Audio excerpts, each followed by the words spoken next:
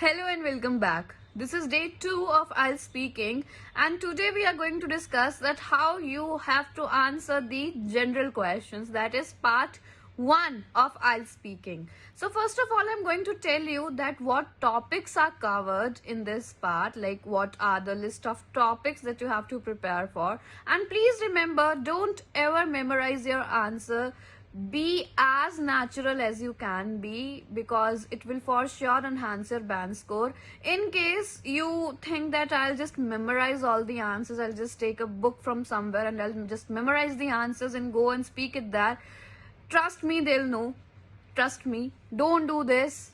Never memorize your answers. Just, yes, you can take a read. You can take a read for just getting the sample answers, so that you should know that what kind of things you can speak. And for the vocab, for the connectors, for these type of things, yes, you can take a read, but please never memorize your answers. So yes, I'm going to tell you the list. I will also display the list here so you can note down the topics which will be covering in the part 1, and I'm also reading it loud once, the list which topics are covered, and then we will begin like how do we have to answer these questions. So first of all, for the list, the topics are work, study, hometown, home, art, bicycles, birthdays, childhood, clothes, computers, daily routine, dictionaries, and rest of them you can see it here on the screen. So related to these topics, the questions will be asked to you, and you need, as I told you before, you need to answer them in 2 to 3 lines, right? But sometimes, like for example, the question is, do you like eating chocolates? So at that time you'll say, yes, I love to eat chocolates. But that is not enough, right? You need to elaborate it a little bit, but not that much also that you'll just, go. So what you can do to elaborate that answer, for example, if I take the same question, then how will I answer it?